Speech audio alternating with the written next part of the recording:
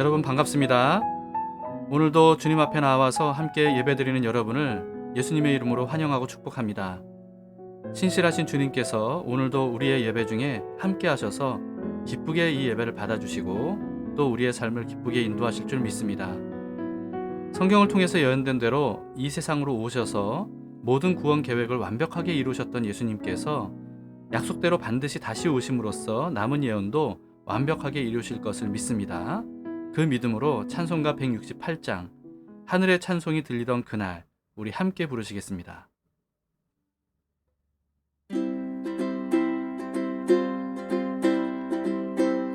하늘의 찬송이 들리던 그날 죄악이 가득한 그날 밤에 동정녀 몸에서 탄생한 주님 우리를 구하러 오신 예수 살아서 사랑 죽어서 구원 묻혀서 내 죄를 담당하사 부활로 우리를 구하신 예수 다시 오시리 영광의 그날 갈보리 산으로 끌려가시사 십자가 위에서 죽으신 날 가시관 쓰시고 피 흘리시사 우리를 구하신 구주 예수 살아서 사랑 죽어서 구원 묻혀서 내 죄를 담당하사 부활로 우리를 구하신 예수 다시 오시리 영광의 그날 동산의 주 홀로 묻히신 그날 고난을 이기고 쉬신 그날 전사들 내려와 무덤을 지켜 우리에게 소망을 주신 예수 살아서 사랑 죽어서 구원 묻혀서 내 죄를 담당하사 부활로 우리를 구하신 예수 다시 오시리 영광의 그날 무덤이 예수를 못 가둔 그날 인봉한 그 돌이 굴러간 날 죽음의 권세를 깨뜨린 주님 하늘에 오르신 내 주 예수 살아서 사랑 죽어서 구원 묻혀서 내 죄를 담당하사 부활로 우리를 구하신 예수 다시 오시리 영광의 그날 전사장 나팔이 울리는 그날 하늘의 영광이 나타날 때 날 사랑하시는 참되신 친구 날 영접하시러 오실 예수 살아서 사랑 죽어서 구원 묻혀서 내 죄를 담당하사 부활로 우리를 구하신 예수 다시 오시리 영광의 그날 살아서 사랑 죽어서 구원 묻혀서 내 죄를 감당하사 부활로 우리를 구하신 예수 다시 오시리 영광의 그날.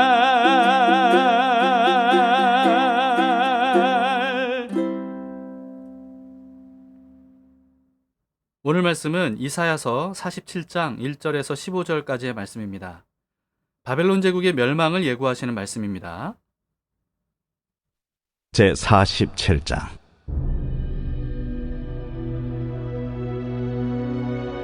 처녀딸 바벨론이여 내려와서 티끌에 앉으라.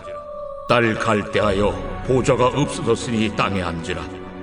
네가 다시는 곱고 아리답다 일컬음을 받지 못할 것임이라. 맷돌을 가지고 가루를 갈고 노울을 벗으며 치마를 걷어 다리를 드러내고 강을 건너라. 내 속살이 드러나고 내 부끄러운 것이 보일 것이라. 내가 보복하되 사람을 아끼지 아니하리라. 우리의 구원자는 그의 이름이 만군의 여호와 이스라엘의 거룩한 이시니라. 딸 갈대하여 잠잠히 앉으라. 흑암으로 들어가라. 내가 다시는 여러 왕국의 여주인이라 일컬음을 받지 못하리라. 전에 내가 내 백성에게 노하여 내 기업을 욕되게 하여 그들을 네 손에 넘겨주었거늘 내가 그들을 궁일이 여기지 아니하고 늙은이에게 내 멍에를 심히 무겁게 메우며 말하기를 내가 영영이 여주인이 되리라 하고 이 일을 내 마음에 두지도 아니하며 그들의 종말도 생각하지 아니하였도다. 그러므로 사치하고 평안히 지내며 마음에 이르기를 나뿐이라 나 외에 다른 이가 없도다. 나는 과부로 지내지도 아니하며 자녀를 잃어버리는 일도 모르리라 하는 자여 너는 이제 들을지어다. 한날에 갑자기 자녀를 잃으며 과부가 되는 이 두 가지 일이 내게 임할 것이라.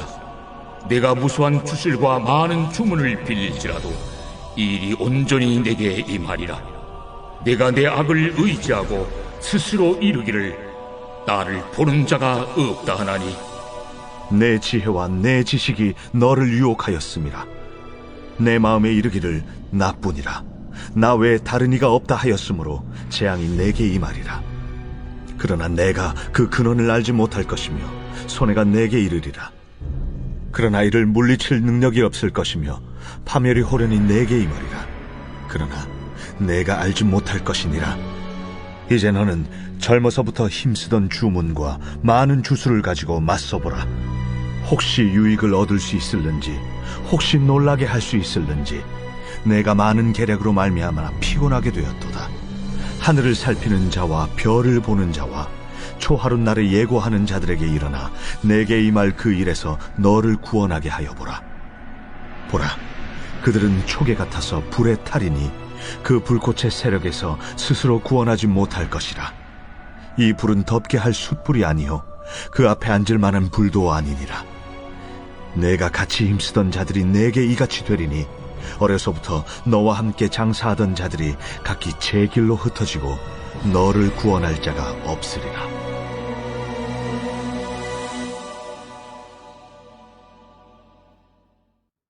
어제 본문에서는요, 바벨론의 우상들에 대한 심판을 예고하셨죠.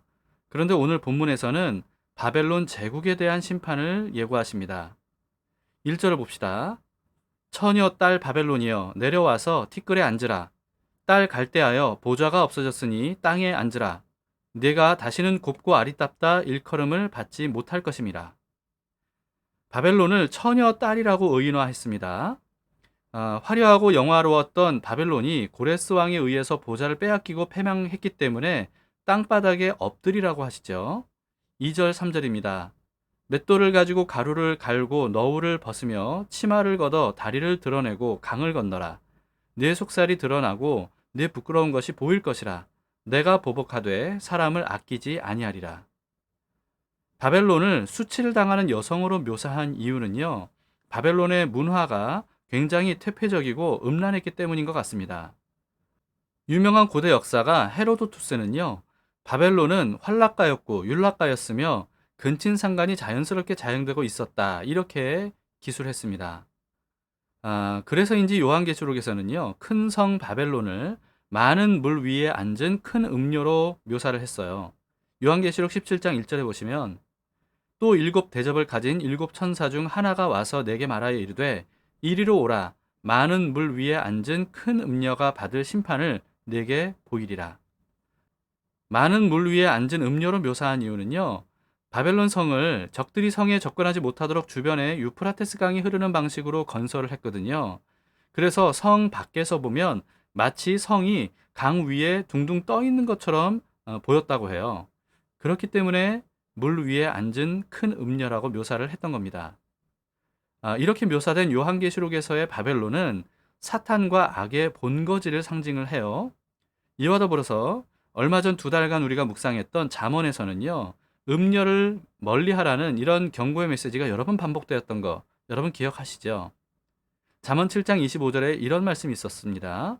내 마음이 음녀의 길로 치우치지 말며 그 길에 미혹되지 말지어다. 이와 같은 바벨론에 관한 말씀들을 종합해 보자면 바벨론 제국이 온 세상을 패망시키고 사람들을 포로로 사로잡아가서 종으로 부렸던 것처럼 이 바벨론은요, 이 세상의 공중권세를 장악하고 사람들을 사로잡아서 자기 뜻대로 부리는 사탄의 권세를 상징한다고 볼 수 있는 겁니다.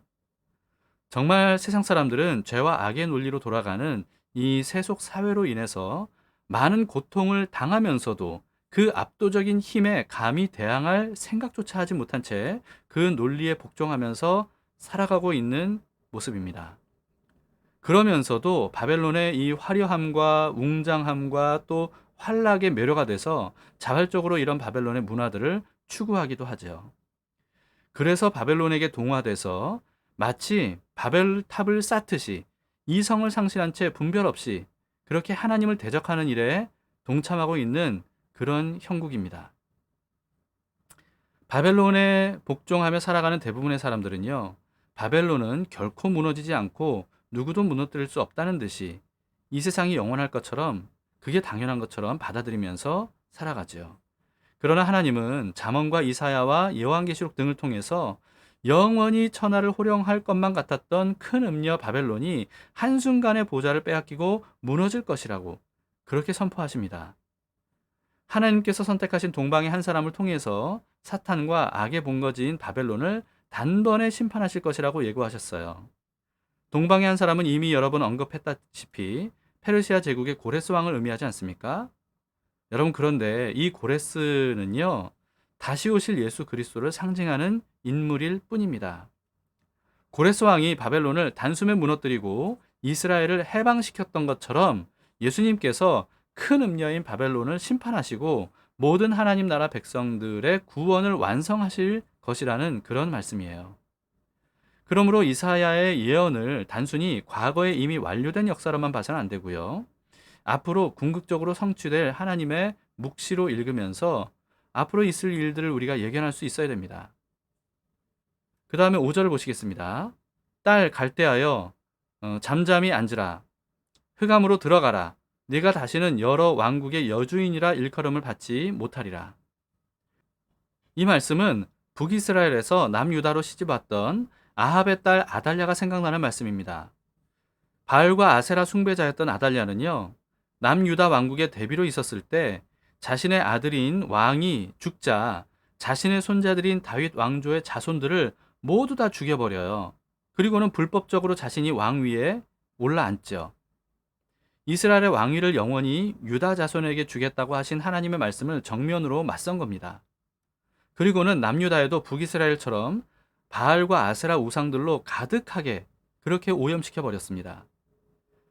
그러나 얼마 못 가서 결국 아달랴는요, 하루아침에 폐위를 당해서 죽어버렸고요. 구사 일생으로 살아남았던 유일한 다윗의 자손이었던 어린 요아스가 왕위를 되찾아 앉게 되었습니다. 그때 하나님과 남유다를 배신하고 아달랴를 따랐던 사람들도 함께 심판을 당하게 돼요. 이처럼 온 세상을 불법 점령했던 사탄과 그 추종자들은 끌어내려져서 심판을 받아서 영원한 흑암으로 던져지고 다윗의 자손 예수 그리스도께서 온 세상을 새롭게 하시고 다스리실 것이다 라고 하는 것을 말씀하고 있습니다. 여러분, 불법적으로 공중권세를 잡고 있는 사탄은요, 영원하지 않습니다. 그리고 그의 나라, 그의 세상도 결코 영원하지 않아요. 그러므로 예수 그리스도께서 다시 오실 때 영원한 하나님의 나라가 이 세상에 임할 것을 우리가 믿고 그 나라에 속한 사람으로서 세상 권세에 굴하지 않고 믿음으로 저항하면서 살다 보면 그날의 승리의 기쁨을 우리가 누리게 될 것이라 믿습니다. 하나님께서 바벨론을 심판하시는 이유에 대해서 이렇게 말씀하셔요. 6절 7절입니다. 전에 내가 내 백성에게 노하여 내 기업을 욕되게 하여 그들을 내 손에 넘겨주었거늘 내가 그들을 긍휼히 여기지 아니하고 늙은이에게 내 멍에를 심히 무겁게 메우며 말하기를 내가 영영이 여주인이 되리라 하고 이 일을 내 마음에 두지 아니하며 그들의 종말도 생각하지 아니하였도다. 무슨 뜻이냐면요. 이스라엘이 끝까지 죄를 회개하지 않고 하나님을 거부했지 않습니까? 그래서 결국은 하나님께서 이스라엘을 보호하셨던 손을 잠시 거두셨어요. 그랬더니 이 바벨론이 이스라엘을 너무나도 잔인하고 무자비하게 학살을 했던 겁니다. 그러면서도 자기들은 이스라엘처럼 그렇게 될 것이라고는 전혀 생각하지 않고 자신들의 영광이 영원할 것처럼 그렇게 교만해졌던 거죠. 8절을 보세요. 그러므로 사치하고 평안히 지내며 마음에 이르기를 나뿐이라 나 외에 다른 이가 없도다. 나는 과부로 지내지도 아니하며 자녀를 잃어버리는 일도 모르리라 하는 자여 너는 이제 들을지어다.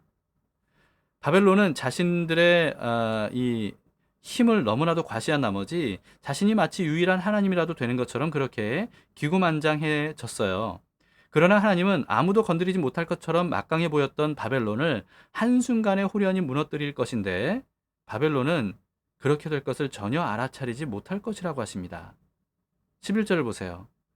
재앙이 내게 임하리라. 그러나 네가 그 근원을 알지 못할 것이며 손해가 내게 이르리라.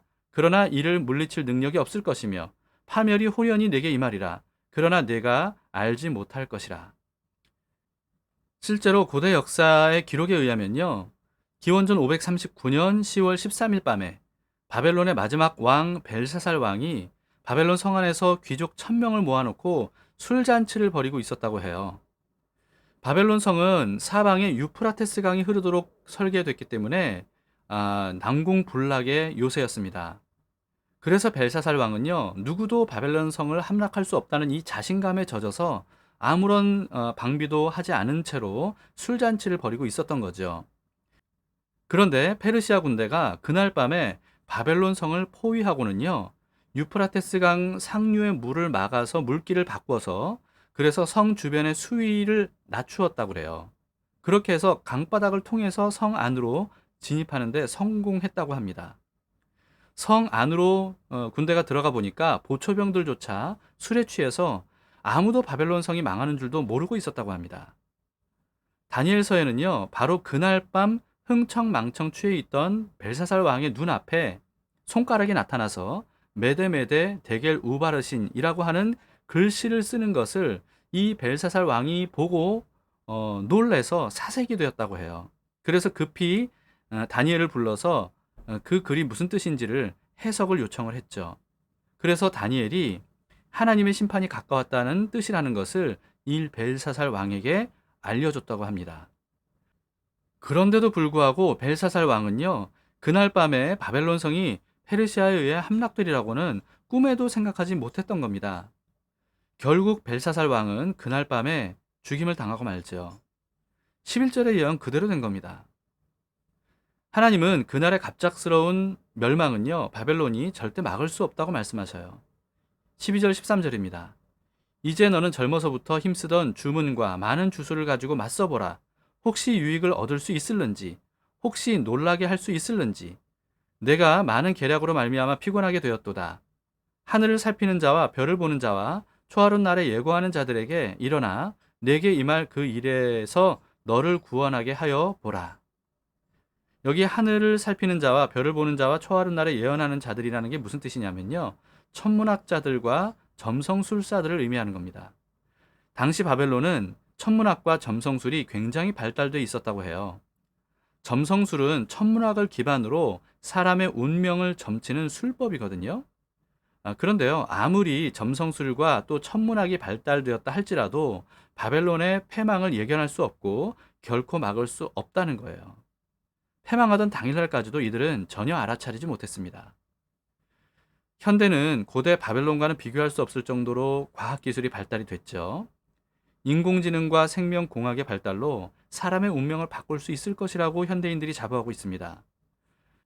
그러나 하나님께서는요, 어느 날 갑자기 아무도 모를 때 예수님께서 재림하실 것이고 그날에 세상의 종말이 있을 것이고 심판이 있을 것이라고 예고하셨습니다. 그 날을 막거나 하루라도 연기할 수 있는 방법은 전혀 없다고 말씀하셔요. 그날이 오면 인류의 눈부신 과학기술의 발달이 아무런 쓸모가 없을 것이라는 것을 알게 될 겁니다. 하나님은 하나님의 때 하나님의 방법으로 말씀하신 모든 것들을 그대로 이루실 거예요. 그렇기 때문에 세상 문명에 지나치게 심취하고 우리가 의존해 사느라고 하나님께서 예고하신 말씀을 잊어서는 안 됩니다. 과학기술의 발달을 통해서 아무리 인류의 앞날을 예견하고 자부한다 할지라도 결국은 이루어지고 마는 것이 하나님의 말씀의 예언입니다. 그렇기 때문에 우리는 항상 하나님께서 말씀하신 대로 될 것이라는 믿음을 가지고 하루하루 살아가야 돼요.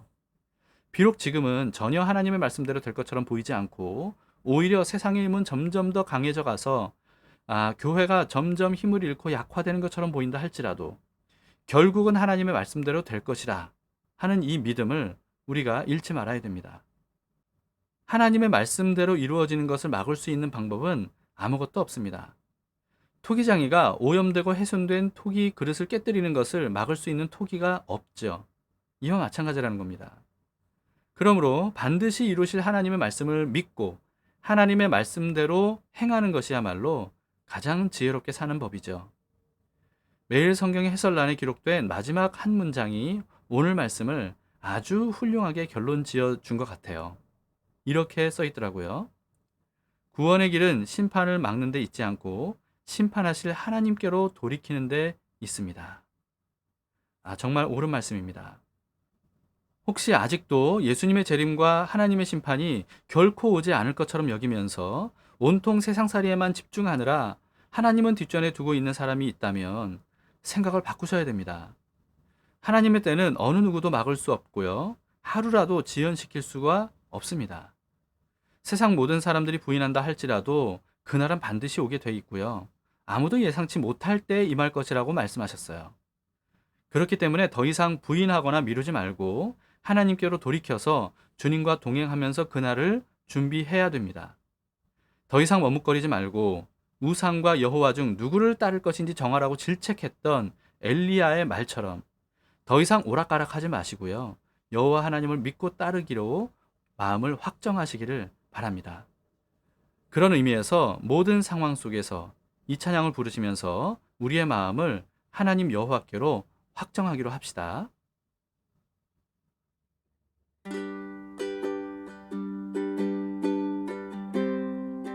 모든 상황 속에서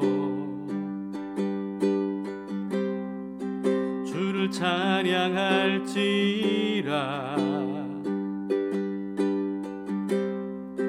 주는 너의 큰 상급 큰 도움이시라.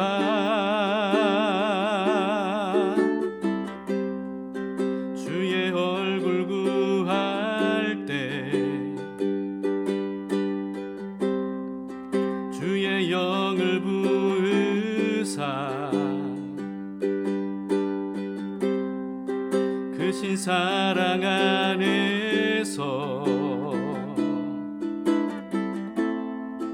주를 보게 하소서.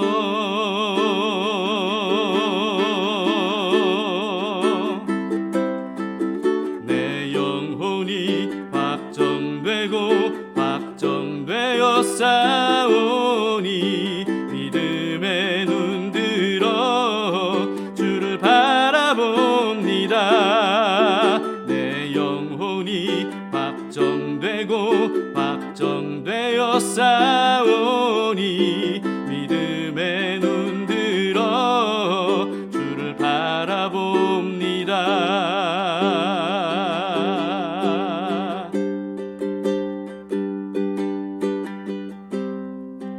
모든 상황 속에서 주를 주를 찬양할지라.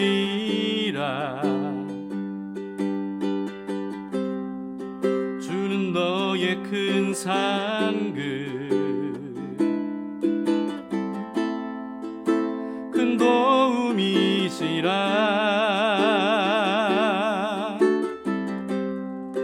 주의 얼굴 구할 때 주의 영을 부으사 그 신 사랑 안에서 주를 보게 하소서.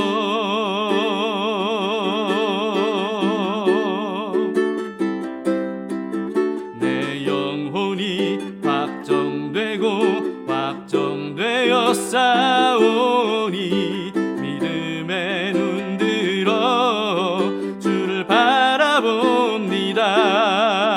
내 영혼이 확정되고 확정되었사오니 믿음의 눈 들어 주를 바라봅니다. 주를 찬양할 때 주의 나라 이미 임했네. 주의 영원한 나라 주 보게 하소서.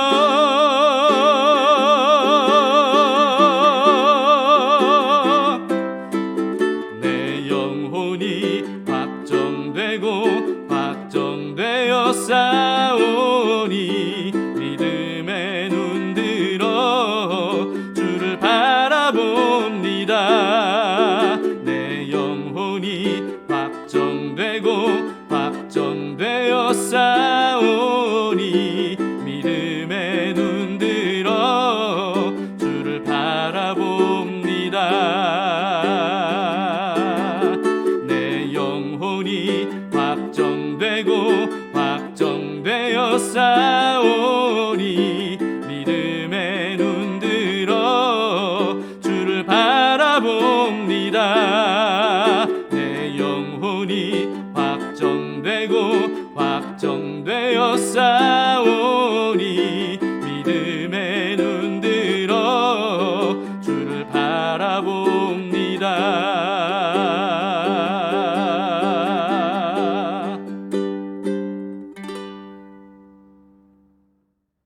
함께 기도하시겠습니다. 놀라우신 하나님 아버지, 바벨론의 멸망을 미리 예고하셨고 그리고 그 예고하신 그대로 이루신 것을 바라보면서 살아계신 주님께 찬양과 영광을 올려드립니다. 모든 역사를 주관하시고 뜻대로 이루시는 주님께서 우리의 삶을 향해서 선하시고 기뻐하시고 온전하신 뜻을 품고 계심을 감사합니다. 모든 바벨론의 악한 세력을 완전히 무너뜨리고 사탄의 나라를 완전히 심판하시고 거기로부터 우리들을 구원해 주실 주님을 바라봅니다. 이 땅에 살면서 공중권세를 잡은 사탄으로 인해서 많은 고통이 있고 슬픔과 아픔과 눈물이 있지만 그러나 거기로부터 건져주실 그 주님의 때를 기다립니다. 주님, 그날이 올 때까지 우리를 붙들어 주시고 우리가 흔들리지 않게 하시고 하나님이 행하시는 일들을 결국은 반드시 볼 수 있도록 도와주시옵소서. 주님이 이루실 것을 믿습니다. 그래서 우리는 세상을 따라 살아가지 않고 하나님 나라를 구하며 하나님의 말씀을 따라서 살기를 원합니다. 주님, 세상 끝날까지 그렇게 살 수 있도록 우리를 인도해 주시옵소서. 오늘 하루도 그런 삶이 되기를 원합니다. 모든 것을 이루실 주님을 바라보며 나아가는 우리들에게 주님이 함께 하심을 느낄 수 있도록 도와주시고 든든하게 이 세상을 이기며 살아갈 수 있도록 도와주시옵소서. 예수님 이름으로 기도합니다. 아멘. 네, 감사합니다. 자, 두 가지 기도 제목으로 오늘도 기도합시다. 첫 번째는 반드시 무너질 바벨론에 속한 사람이 아니라 반드시 이 땅에 임하게 될 하나님 나라에 속한 사람으로 살 수 있도록 우리의 마음과 생각을 말씀과 성령으로 채워주시기를 위해서 기도합시다. 세상살이에 나도 모르게 몰두하다가도 다시금 하나님의 말씀대로 될 것을 기억하면서 지혜롭게 준비하고 살아갈 수 있도록 우리에게 지혜를 주시기를, 우리 기도합시다. 두 번째는 오늘은요, 한국교회 목회자들을 위해서 여러분 기도해 주시기를 바랍니다. 목회자 한 사람이 많은 사람들에게 정말 엄청난 영향을 끼치지 않습니까? 그렇기 때문에 목회자들이 오직 하나님만 경외하고 말씀을 올바르게 깨닫고 가르칠 수 있도록 여러분 중보 기도해 주시면 감사하겠습니다. 그리고 목회자들을 배출하는 신학교를 위해서도 여러분 기도해 주세요. 자, 오늘도 살아계신 하나님을 바라보도록 합시다. 하나님께서 지금도 신실하게 우리의 손을 붙들고 주님께서 이루시고자 하는 일들을 하나하나 이루어 가시는 중일 거예요. 우리가 그것을 믿고 끝까지 인내함으로써 주님의 인도하심을 따라 살아갈 수 있기를 축복합니다.